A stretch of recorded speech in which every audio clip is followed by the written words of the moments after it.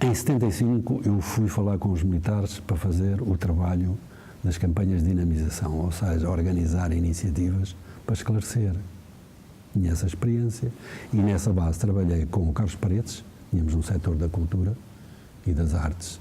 Era o Carlos Paredes, um homem gráfico chamado Rodrigo de Freitas, um homem surrealista que era um excelente gráfico, agora não está a ocorrer o nome dele, já morreu, mas era do grupo dos surrealistas, e um rapaz que era um jovem, um gráfico, muito bom gráfico, fez comigo banda desenhada, propaganda, digamos assim, das coisas da liberdade, etc, etc, e que passou o resto da vida a trabalhar na RTP como gráfico, nos grafismos, nas imagens.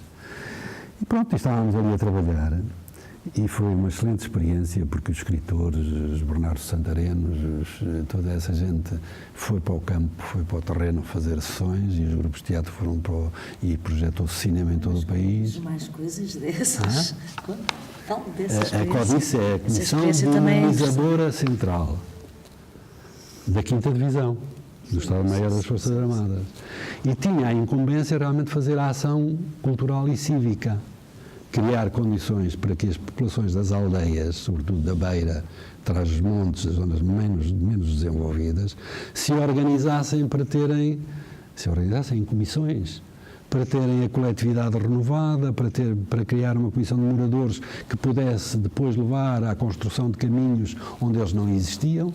Eu fiz um livro chamado Vida ou Morte no Distrito de Viseu, gravar a Aliança Povo-MFA, era o seu antetítulo, e depois o título do livro era Vida ou Morte no Distrito de Viseu, publicado em 77, mas feito em 75, em pleno agosto de 75. Eu fui para o meio dos militares, com o meu gravador, esse tal, e fiz o levantamento dos médicos que estavam a trabalhar em Sernancelho, em Penedono, uns tantos. Sernancelho tinha um hospital naquela altura, tinha sido abandonado pelos 2 médicos que eram lá da terra e estavam lá instalados, exatamente por estarem em desacordo com a presença dos militares e dos civis que colaboravam com as Forças Armadas, sendo médicos, sendo enfermeiros, etc., para começar a realmente criar condições de saúde diferentes, não é? Foi assim que apareceu pela primeira vez naquela zona um ginecologista. E as mulheres iam às consultas médicas pela primeira vez na vida. E foram criados parques infantis, foram criadas estruturas de apoio social, toda aquela gente se mexeu e trabalhou. Havia, obviamente, o reacionarismo. Quando chegámos, eu e esse tal Patrício, a Viseu, fomos, portanto, em trabalho, chegámos exatamente no dia em que houve uma manifestação de apoio ao grupo dos 9, Melo Antunes, etc, etc, à porta do quartel. E ainda assistimos à parte final da intervenção do comandante, do segundo comandante do quartel de Viseu, a agradecer o apoio da população ao documento dos 9, ao Melo Antunes, etc, etc, porque esse é que era o caminho. Nós entramos, apresentámo-nos e ficámos, pronto, fomos procurar o sítio para dormir. E estaríamos lá no dia seguinte às 9 da manhã para depois irmos para Sernancelho, que alguém nos levaria. Nessa noite, quando nós depois saímos do quartel, nos encaminhámos para a Baixa de Viseu, estava cheio de gente, da manifestação e outra.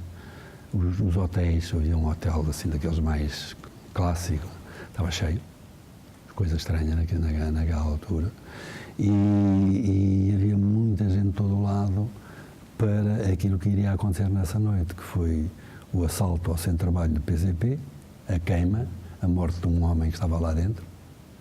Lançavam coquetéis Molotov. Nós já não pudemos entrar porque a tropa tinha feito um cordão assim, mas eles cá de longe, a 10, 15 metros, atiravam coquetéis Molotov, fabricados por eles, contra as janelas, até que incendiaram aquilo e morreu uma pessoa lá dentro. Portanto, e no dia seguinte, entretanto, há uma altura em que a tropa reage, lançou umas granadas de fumo e nós tivemos que fugir. Eu estava ali a assistir, mas estava a ver os comissários da PSP a dar orientações aos tipos do HELP, que tinham vindo de todo lado, não é, organizados para fazerem aquilo, porque já tinha acontecido em Braga, já tinha acontecido em Bragança, de Miradela, etc, etc. Vieram por ali abaixo e estavam em Viseu naquela noite. E então, deitámos a correr. A PSP não fazia intervenção nenhuma, só dava informações a esses fulanos. Vão por ali agora, ataquem agora. Era assim. Eu ouvia, porque eu era um desconhecido que estava ali, eu e o tal Patrício, estávamos ali a ver, só podíamos ver e ouvir. E portanto, tivemos que fugir e eu meti-me debaixo de um carro e um fulano também, um bocado sufocado com o fumo da granada, meteu-se também debaixo do carro. E ele olhou para mim e, como se eu fosse, digamos, um dos dele, disse-me assim: esta coisa nunca mais acaba, já venho de Braga, já não tenho conseguido dormir. Foi assim, tal e qual. Eu não consigo dormir, se damos cabo disto, se acabamos com esta história, podemos ir dormir. Bom, eu ainda fiquei por ali mais um tempo, depois assisti ao incêndio, soube-se que tinha morrido lá uma pessoa lá dentro, né? E fomos para a pensão que tínhamos conseguido, conseguimos numa pensão, daquelas mais esconsas, mais lá para o fundo da cidade, e conseguimos um quarto que era uma zona de passagem, dos camas, e foi lá que dormimos nessa noite, ou não dormimos, não é? Portanto, aquilo realmente era aflitivo. Então, de manhã fomos para o quartel e fomos levados por um GNR num jeep a Sernancelho, ao tal hospital, onde estava a tropa e onde estavam os tais civis que colaboravam com a tropa. E o GNR era curioso porque chegámos por volta da 1h da tarde. E os GNRs, e as pessoas daquela altura, a comida para eles era uma coisa essencial. Então, os militares convidam-no a ir almoçar ao hospital com eles e ele não aceitou. Regressou a Viseu no jeep, cheio de fome, mas misturar-se com aquela gente é que não. É? Pronto, e ficámos aí, eu fiz o levantamento, assisti a uma coisa espantosa que era haver um hospital no concelho de Pendono. Pendono é a vila sede de concelho. Depois, o hospital do concelho foi construído em Penela da Beira. Porquê? Porque havia um homem chamado Neto de Portugal, que saiu de lá para vir para a tropa, saiu descalço, sem nada, miserável, meteu o Chico, que é uma coisa que vocês se calhar não conseguem saber, talvez saiba, que é, quando acaba a tropa, mete-se um requerimento para ficar na tropa, como soldado, ou cabo, que seja, e foi companheiro de quartel de um homem que veio a ser, também veio do Algarve, de uma aldeia, descalço, não é? E também fez esse trajeto todo e ficou na tropa, e em Caçadores 5, ali em Campolide. E que em 1930, 31, numa daquelas revoltilhas ainda que os quartéis, por exemplo, da Ajuda, se revoltavam contra o Salazar e vinham por Monsanto, ele foi destacou-se, digamos, no combate a essa tropa que tinha vindo da Ajuda para atacar Caçadores 5. E o Salazar adotou para a sua segurança, promoveu a Furriel, era cabo na altura, e pô-lo como sua segurança. Foi um homem que depois veio a ser inspetor das atividades económicas do Ministério da Economia. Estão a ver a carreira, não é? E esse homem, estavam lá, a tropa tinha tomado conta desse hospital, tinha estado a ver a documentação e o oficial mostrou-me, o oficial que estava lá mostrou-me, inclusive, o pagamento, umas dezenas largas de contas, de um raio-x para fornecer ao Hospital de Penela da Beira, que nunca lá chegou. Portanto, esse homem, chamado Neto de Portugal, foi o sogro do Ianes. A Manuela Ianes é filha desse Neto de Portugal, que passou a ter imensas propriedades e o Ianes ia andar a cavalo lá nas quintas, etc., porque eram os potentados. O filho do Neto de Portugal, tinha 2 filhos, era aviador, era da Força Aérea e foi o homem que no 11 de março bombardeou os ralis. Neto de Portugal. Pronto. Só para dar uma ideia das coisas tal como eram. Depois passámos dali fomos para, depois das recolhas feitas, as aldeias, as comissões da aldeia, etc. Fomos para São Pedro do Sul, a aldeia chamada Macieira do Sul e uma aldeia só chamada Sul, onde vivia um militar que dormia sozinho numa casa, que era um médico extraordinário. Fazia um trabalho extraordinário com aquela gente das aldeias, tanto a tratá-las como a organizá-las. E eu dormi, nessa noite, dormi lá na casa dele e ele aferrolhava tudo porque a cada passo podia acontecer qualquer coisa de o atacarem, não é? Então, aqui vem a componente do desenvolvimento. É ali que eu conheço o primeiro estradão que é aberto pelas Forças Armadas, pelas máquinas das Forças Armadas, que levavam uma aldeia a uma aldeia, mesmo lá no fundo, há uma aldeia chamada Pena, que era para onde fugiam aqueles que matavam. Há um monte que é São Macário, e depois lá ao fundo desse monte, na altura inatingível, havia uma aldeia que é a Pena. E depois havia uma aldeia de Covas do Rio, para onde os militares abriram um estradão, por meio do Pinhal. E então nessa aldeia imperava um homem que por acaso era um democrata do MDP e que teve vista. Quando estavam a abrir o estradão, aquela gente que tinha que sair daquela aldeia por ali acima, com os doentes, ou nos burros ou às costas, ele mandou a filha tirar a carta para Viseu e comprou-lhe um carro, passou a ser o táxi da aldeia. Já era naquela altura, mas a estrada acabava a 200 metros da aldeia e o carro estava ali estacionado. Isto para dizer que depois dali fomos para um outro concelho mais acima, talvez eu entretanto me consigo lembrar, extremamente reacionário, mas onde os militares já de uma forma muito mais organizada, era um tal Capitão Fernandes, que era extraordinário a organizar e que arranjou veterinários para apoiarem os agricultores na criação do gado, arranjou engenheiros e eletricistas para eletrificar aldeias e abriram-se estradões, por exemplo, na Serra de Monte Muro, acima de uma vila, que agora não me ocorre o nome, mas pronto, fica ali entre São Pedro do Sul e Lamego, caminho de Lamego, estradões em sítios onde tiravam os doentes em Padiolas, a aldeia da Gralheira. No dia 3 de agosto, talvez um bocadinho mais tarde, subimos de jipe até lá acima, à serra, e já fazia aquele nevoeiro frio, úmido, de inverno. E havia um homem que era pastor, que às tantas nos surgiu já com uma capucha, aquelas coisas de palha, né? Como se fosse inverno. E então andavam as máquinas a abrir o estradão para aquela desgraçada daquela aldeia ter uma estrada. Hoje quem lá for não reconhece, não vê o que aquilo era. Era de facto uma aldeia isolada, que não tinha forma de saída a não ser ou de burro ou de animais, como muitas outras aldeias. O subdesenvolvimento era uma coisa real, a ignorância, a ausência de escolas, etc. E, portanto, tudo aquilo foi... As campanhas de dinamização significaram a organização, que ainda há coisas que ainda ficaram e que marcaram muito aquela gente, porque conseguiram finalmente aquilo que não tinham há dezenas de anos, que nunca tinham tido. Foi isso que significou as campanhas. Depois daí fomos para Trás-os-Montes, estivemos em Trás-os-Montes, também fiz outro livro sobre o trabalho dos militares e sobre a realidade transmontana, chama-se Perspectivas de Libertação no Nordeste Transmontano. Tinha feito Imigração e Crise no Nordeste Transmontano. E toda a minha vida continua a ser aí. Como saí, fui requisitado à Agência de Publicidade Latina, pelos militares, pelo Ministério da Comunicação Social, Secretaria de Estado da Cultura.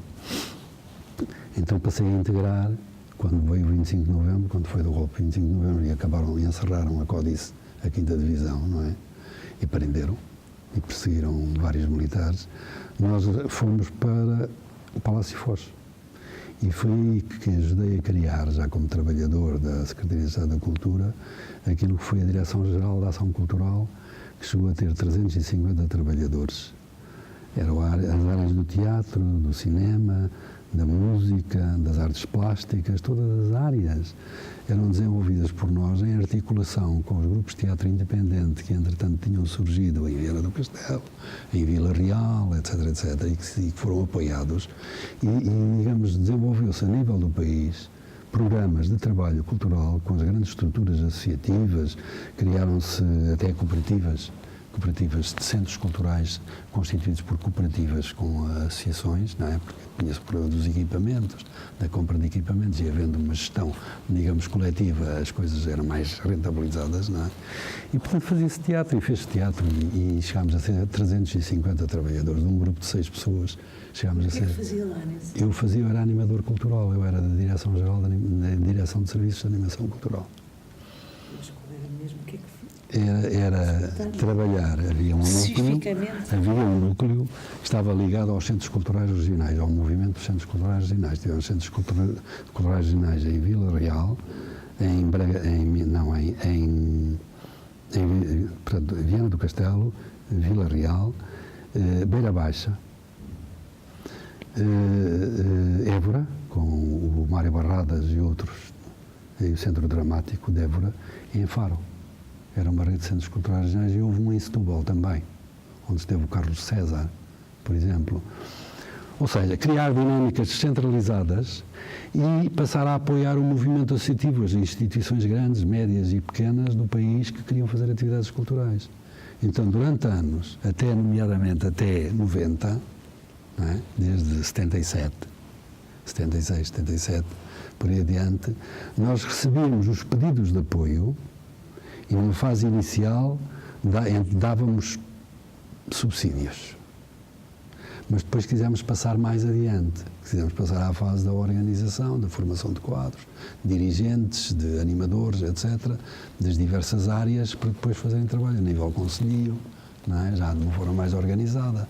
Passava desde a Associação dos Bombeiros até à Associação Cultural, à coletividade, à Casa do Povo, etc., e portanto, englobava aquilo com a Câmara Municipal e na relação com o Poder Central, que era importante criar essa ligação e a rentabilização de meios.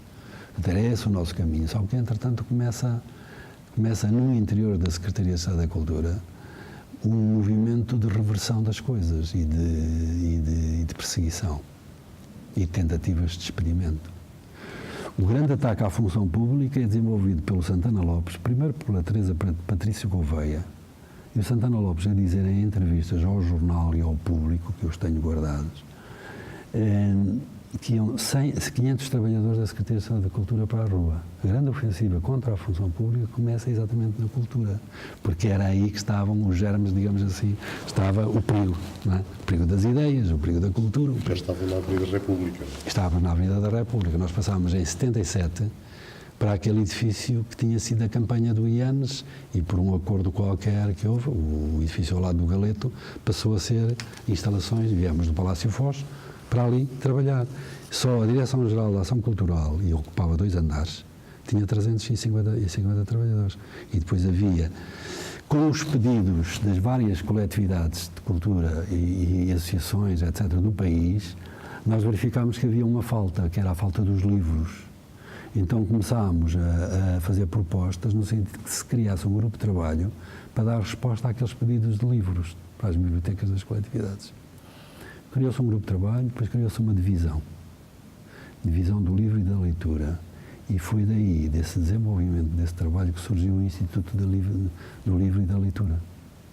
Criou-se dessa dinâmica, como se criaram outras estruturas, o FAOS, por exemplo, o Fundo de Apoio aos Organismos Juvenis, no Ministério da Cultura. Eu tenho uma história interessantíssima sobre a censura e sobre o meu livro Imigração e Crise do Nordeste Transmontano. Quando ele sai, o Mário Sotomayor Cardia era redator da Seara Nova. Eu colaborava na Seara Nova e algumas dessas entrevistas tinham lá sido publicadas, cortadas pela censura, mas, nesse caso, já inteiras no livro, completas no livro. E o Sotomayor Cardia escreveu um texto muito interessante sobre o meu livro, para publicar na Seara Nova, só que foi cortado integralmente pela censura. E o Sotomayor Cardia telefonou-me e pediu-me para ir lá à redação, que me queria dar uma coisa, e deu-me, então, uma cópia desse original, cortado integralmente pela censura, que eu guardo religiosamente em minha casa, nos papéis mais queridos. Porque é do Mário Sotomayor Cardia e foi cortado integralmente pela censura. Bom, o que é que acontece? Isto passava-se em 73. O livro é apreendido. Em 75, na Direção-Geral de Educação Permanente, tinham orientação, autorização para escolherem 10 títulos de livros portugueses para se fazerem edições especiais para as escolas, para as 4.000 bibliotecas das escolas do país, naquela altura. 4.000 exemplares.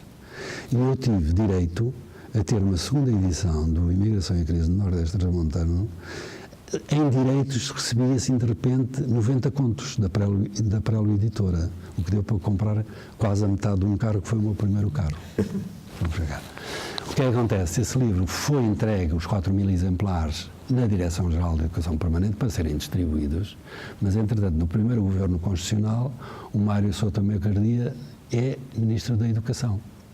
Então, um dos primeiros atos foi pedir todas as coleções do FAORG e da Direção-Geral, que ele sabia que faziam publicações, etc., etc., chamou-as e proibiu a distribuição do Imigração e Crise no Nordeste Transmontano. Sim, estou a perceber.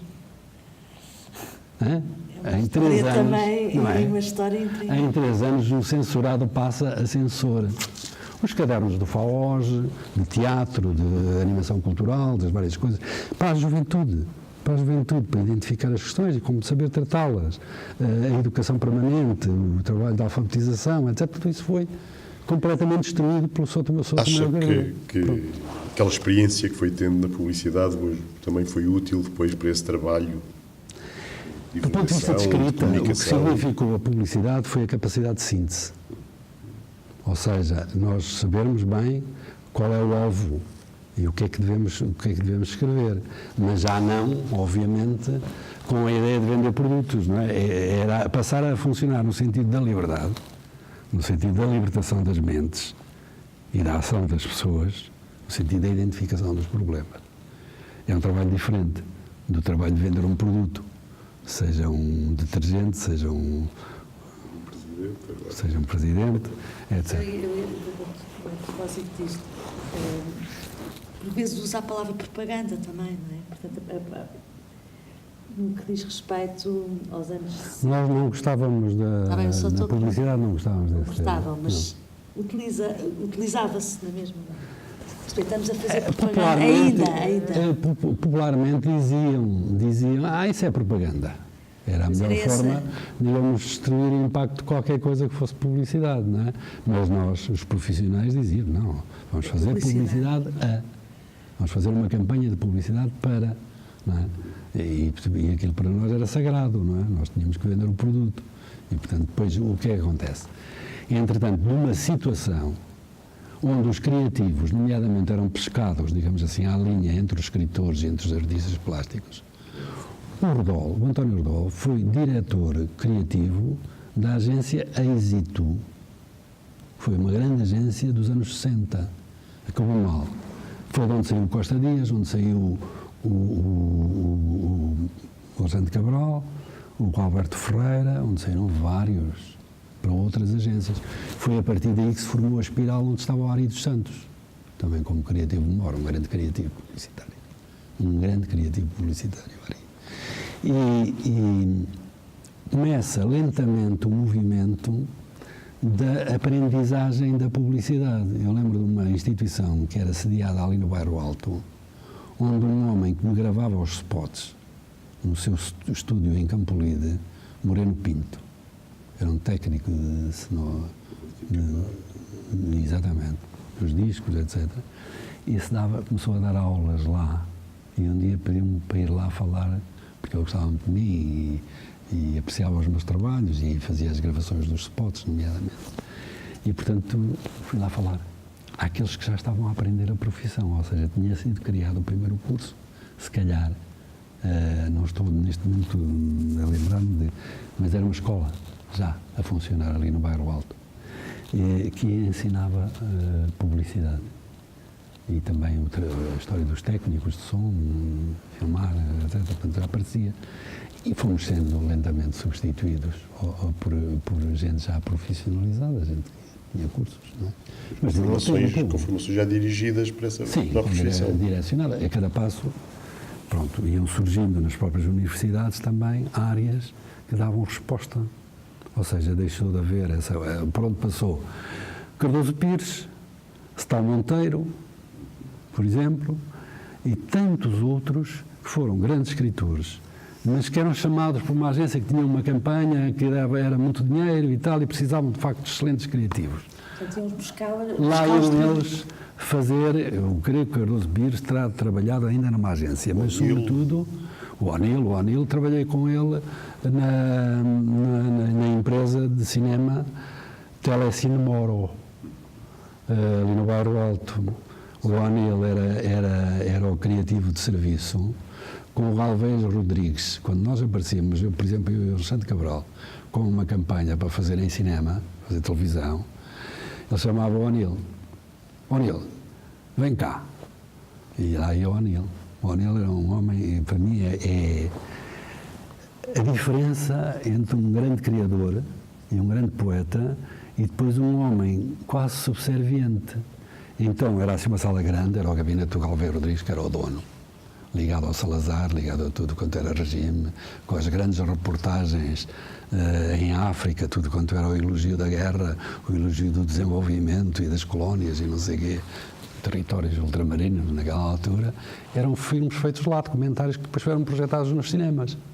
E a gente tinha que gramar com aquilo, a propaganda. Não foi? Isso sim, propaganda. E demagogia, como é óbvio. Mas então eu chamava o O'Neill e o O'Neill passeava com o Galvez Rodrigues para trás e para diante e o Galvez Rodrigues dava a indicação de como é que devia ser. E eu tenho esta imagem, fomos amigos, claro, e demos-nos muito bem, eu tinha uma grande admiração e continuarei a ter, mas a mulher com quem ele vivia, a minha ex-mulher, mãe da minha filha, ou da nossa filha, era montadora e tirou o curso em França já de cinema e foi assistente de realização e fez inclusive o roteiro, o script de um filme onde eu entrei num filme de longa-metragem chamado Meus Amigos, do Cunha Teles, em 71, 72, que saiu em 73, conseguiu sair já com 45 minutos de cortes. Nós pegámos naquele script e desfizemos aquele script e já era a revolução completa. Eu, a Teresa Mota do teatro, irmã do João Mota, e o Miguel Madeira, um fulano, Manuel Madeira, assim que tinha vindo de Paris para fazer esse filme connosco. Fomos as 3 figuras principais de um filme falhado, completamente falhado, porque nós destruímos todo aquele script, que era muito literário, não é? Mal eu imaginava que estava a destruir o script daquela que seria minha mulher e mãe da filha que vinha ter. Mas foi assim, quer dizer, eram experiências e foi um caminho que foi sendo feito. O cinema novo Aços também ajudou do ponto de vista da comunicação e da descoberta de outros caminhos, não é? E tudo aquilo, no fundo, configurou as gerações de 60, de 70, marcadas pela guerra, marcadas por ideias, digamos, de abertura, não é? E depois surgiram. As empresas foram... Hoje as empresas, a minha filha trabalha, para desgosto meu, não foi para jornalismo, preferiu para marketing e publicidade. Trabalha na OMC, que é uma empresa de meios, só meios, não é? Recebe o produto e depois vai organizando como é que aquele produto deve ser disseminado e em que programas, etc, etc. No fundo, aquilo que se fazia antigamente, tudo numa só agência, não é? Comprava-se o espaço nos meios, nos jornais, na rádio, na televisão, etc. Fazia-se na mesma agência. Só se encomendavam os filmes fora. Por exemplo, no caso da Latina, tínhamos empresas que trabalhavam para nós, também no caso da Ciesa, não é? O João Rapazote, não sei se tem ideia.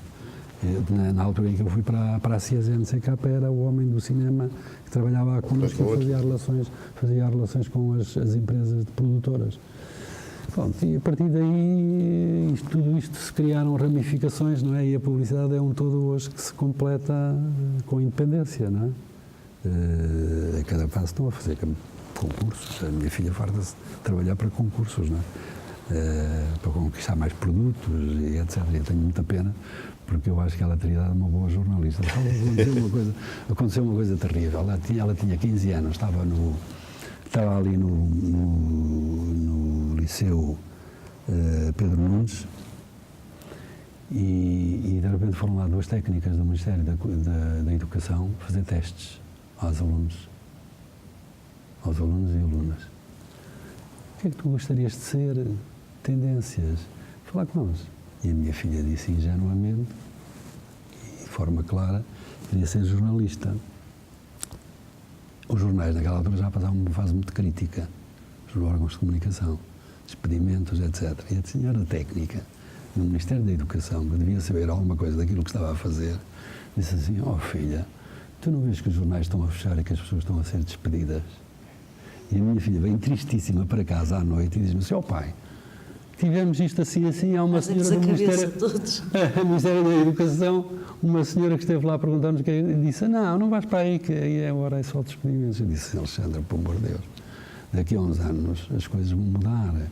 Pode haver jornais, pode haver empresas que precisem de profissionais de comunicação, há outros desenvolvimentos que estão aí já em cima da mesa, portanto mantém essa ideia. Bom, quando fez o 12º, concorreu para a Nova e concorreu para o Instituto Superior de Ciências Políticas e Sociais. E ficou para os dois. Portanto, ela é que escolheu. Devia ter ido para a Nova, porque do ponto de vista tecnológico era muito mais avançada, mas escolheu outra, que era só lápis e papel. Ela chegou quase a desistir ao 2º ano. Era só lápis e papel, não é? O curso dela, marketing e publicidade, era lápis e papel. Naquela universidade, naquela faculdade. Pronto, cá está, é de facto uma mulher premiada e foi durante anos account, imaginem, como é que se chamam essas comidas, essa grande empresa americana, os miúdos gostam muito de McDonald's. É? Foi. Acertaste. Vejam lá. A minha filha ser chefe de conta, diretora de conta da McDonald's. Faziam e fazem reuniões a nível internacional e a nível europeu. Foi considerada pelo menos 3 vezes a melhor account, a melhor chefe, a melhor diretora de conta da Europa. A minha filha. É de facto boa. E trabalha imenso, e mexe e as equipas, e faz apresentações e tal, e coisa. Só que não passa da terceira figura, porque é a única sindicalizada naquela empresa e é a única que disse desde o início, eu às 6h30 eu saio, não fico cá. Tenho uma filha e tenho que ir tratar dela. Bom, e tem um fulano que é diretor acima dela e tem depois o administrador. Pronto, lá vai andando e houve uma fase que teve quase a mudar de vida e eu apoiava e tal, mas pronto, mantém-se. Agora, marketing e publicidade. Eu não merecia isto. Teve o seu exemplo. Todos nós temos Teve o seu exemplo. exemplo. Mas, já agora, em relação a isso, às tomadas de posição, antes do 25 de Abril, o senhor e muitos outros que já nos falou, não eram muito dificilmente disfarçáveis as simpatias de oposição ao regime, independentemente de uma militância maior ou menor de alguns, mas havia alguma evidência de que não eram propriamente... Éramos conhecidos. Eram conhecidos. Isso nunca prejudicou, por exemplo, o ganhar concursos para algumas contas que, na maior parte dos casos, eram internacionais e multinacionais? Não, nesse tempo era um tempo ascendente, percebe? E mesmo as próprias empresas internacionais tinham a consciência clara que o que se passava em Portugal não podia continuar. Ou seja, tinha que haver democracia. As pessoas viajavam, caramba, bastava ir a Paris. Eu fui a Paris a primeira vez em 72 e deparei-me com a Unidade Popular do PCP, do PCCF com o Partido Socialista, com o programa da unidade de esquerda. Nas ruas, as pessoas a venderem jornais. Eu, em plena... Isto é a Itália dos italianos, já do PCI, que é diferente. Eu, em plena Praça de São Marcos, fui a um festival de cinema primeiro. Fui a Veneza, um festival de cinema internacional, e onde vi coisas singulares. Vi filmes extraordinariamente bem feitos. E vi um soviético sobre casaco de peles, que aquilo era de morrer a rir. O melhor filme que eu vi foi, de facto, prémio. Era um filme sobre aquelas coisas de estrelar ovos, ajudem-me lá, a frigideira. Havia um cartaz, havia um fulano que chegava com uma escada e colava um cartaz com uma frigideira voltada, digamos, para as pessoas e 2 ovos a estrelar. E quando ele descia os escadotes depois de colar o cartaz, ele pegava na escada e saía de cena e os ovos caíam. Era a melhor qualidade do produto, era que as coisas não se agarravam. É extraordinário, não é? Do ponto de vista de comunicação. Depois havia outro filme, que eram as senhoras robustas e louras e etc. soviéticas, aquelas mulheres de formas volumosas, a passearem em casacos de peles por uma passarela. Gargalhada geral. Quer dizer, há formas de comunicar, não é? E esta era uma coisa desastrada. E a censura não se metia com isso? A censura, os censores maiores eram os próprios que estavam na agência. E agora vamos a essa história do Portugal. Portugal e o futuro. Portugal e o futuro. Em mil... Pronto, paramos? Não, Mudar a bateria. Vamos embora.